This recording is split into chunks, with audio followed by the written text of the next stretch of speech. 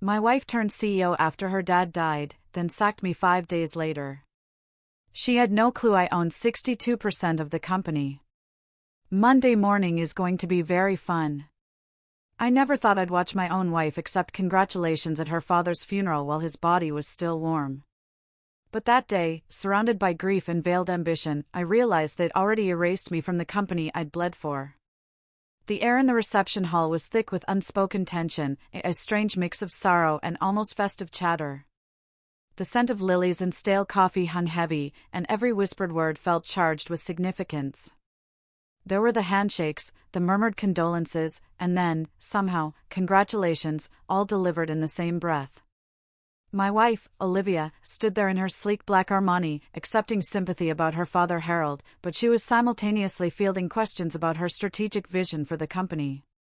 Her new executive team formed this tight, protective circle around her, like I was some kind of threat, not the guy who'd worked 70-hour weeks to keep the place alive during the 2008 crisis, when everyone else was ready to file bankruptcy. I watched Olivia scan the crowd with this calculating look that completely skipped over me, like I was invisible. Our son, Tyler, was right beside her, 26 years old in his first real suit, nodding along with everything she said. He'd suddenly become her chief advisor overnight.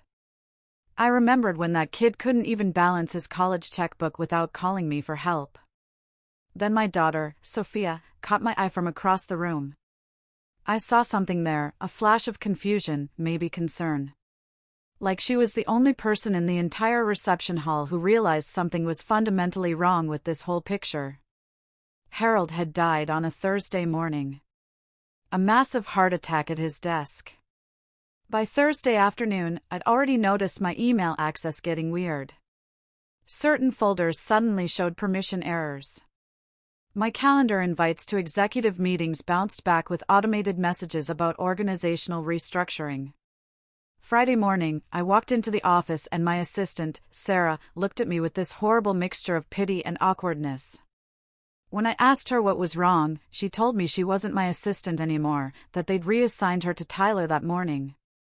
Sarah had been with me for 8 years, knew my coffee order better than I did, helped me close deals and manage crisis.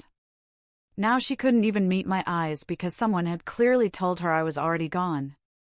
I walked down the hallway to the executive wing, noticing little things that individually meant nothing, but together painted a pretty clear picture. Like how my name had been removed from the department distribution lists. How the weekly strategy meetings had been rescheduled without me. How people suddenly got very busy, very interested in their phones, whenever I walked past. Saturday was the funeral. I watched Olivia work the room like a political candidate at a fundraiser, dabbing at her eyes with a monogrammed handkerchief while simultaneously introducing Tyler to board members as Harold's grandson and the future of the company. I'd been the one Harold called at 2 a.m. during the 2007 crisis when 3 of our biggest clients threatened to pull their contracts.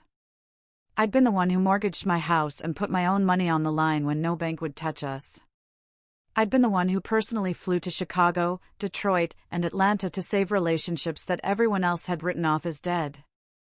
Harold used to introduce me at industry conferences as the man who saved his company.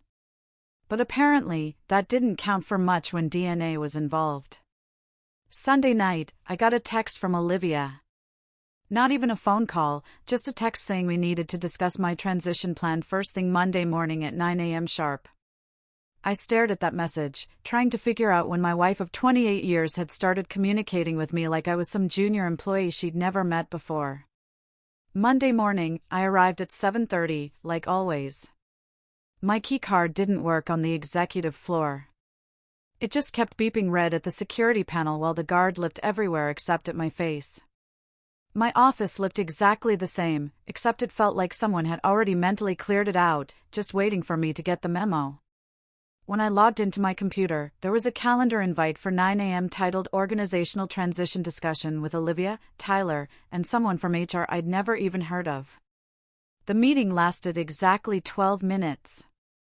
Olivia used corporate language to deliver devastating personal blows, talking about restructuring for operational efficiency, aligning leadership with family succession planning, and ensuring legacy preservation through direct bloodline management. I just sat there, thinking about how this woman used to cry on my shoulder about her father's impossible expectations. And now she was using his death as a weapon against me. Tyler wouldn't even look at me during the whole thing.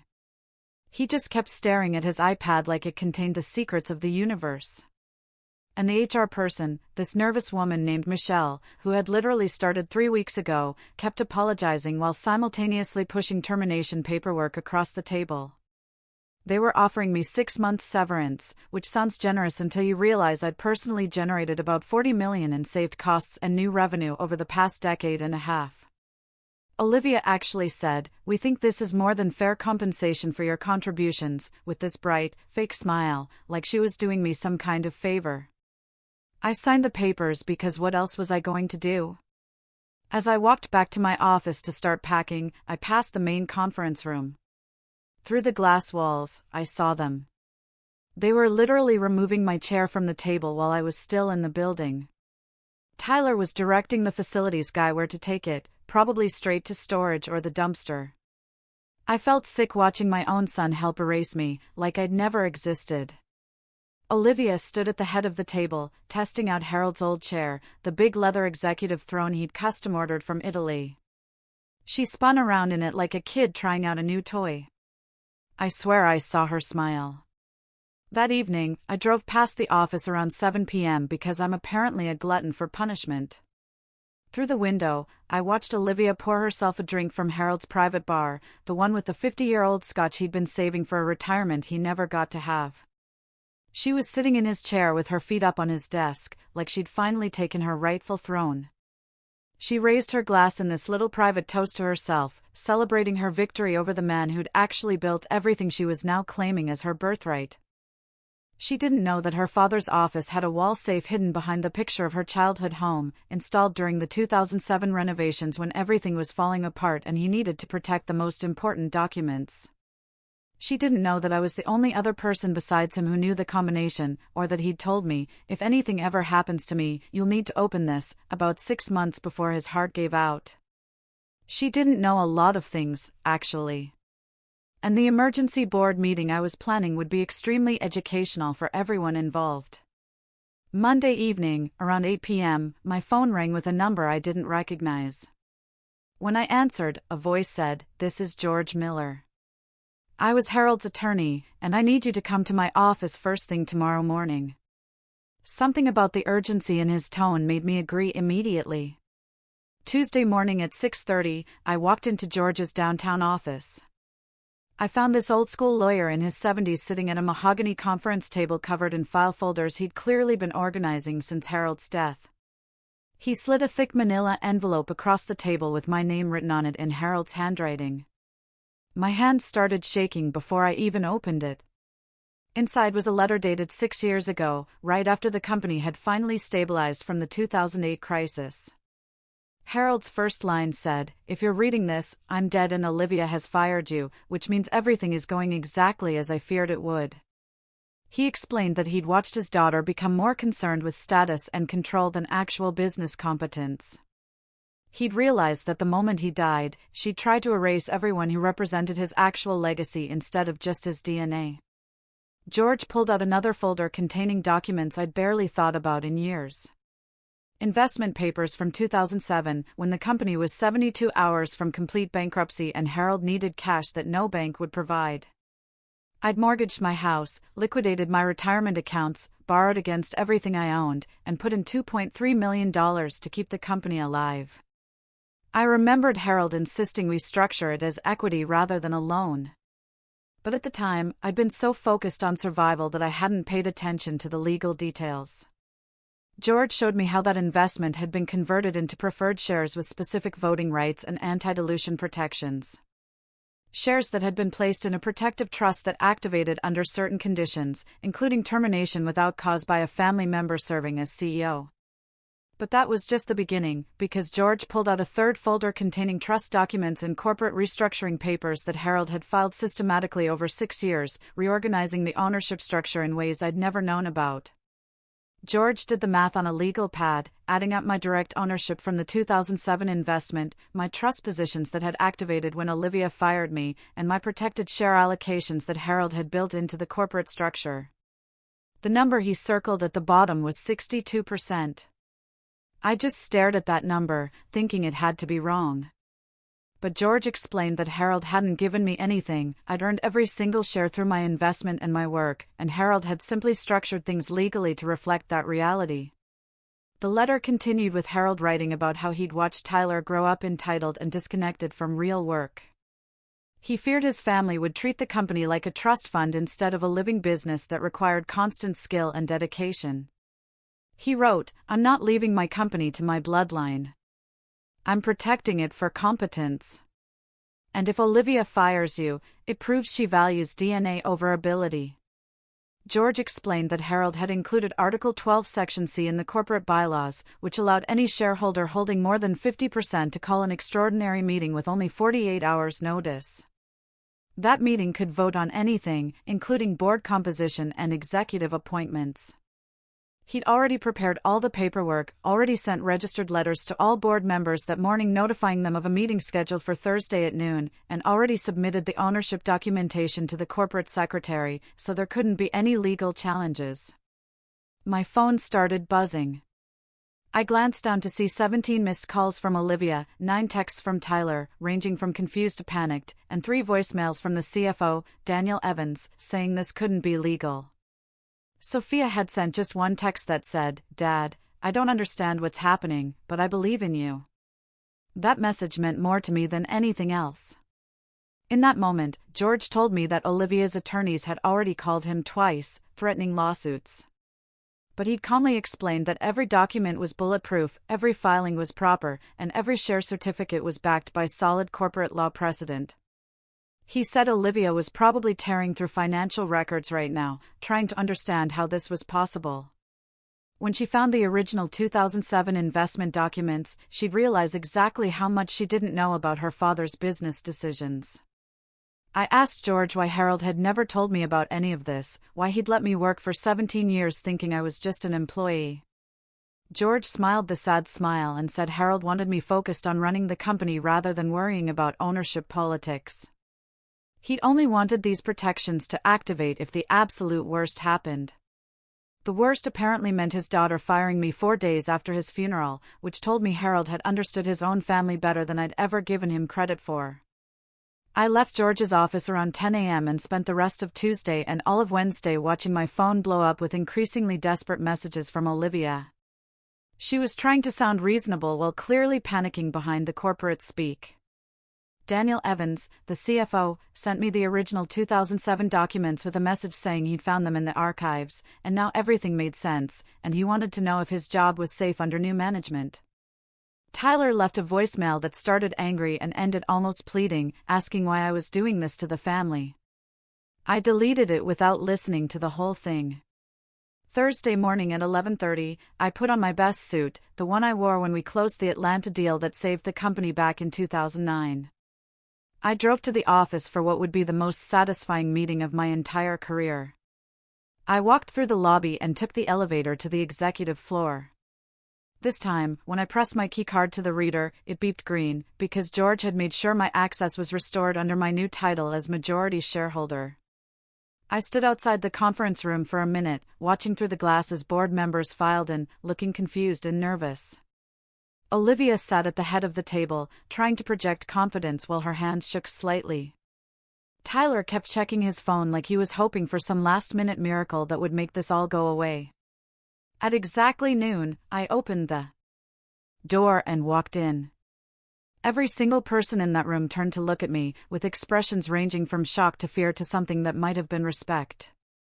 I realized that for the first time in my entire career at this company, I wasn't walking in as someone's employee, or someone's husband, or someone's father. I was walking in as the majority owner. And this meeting was going to be extremely educational for everyone involved.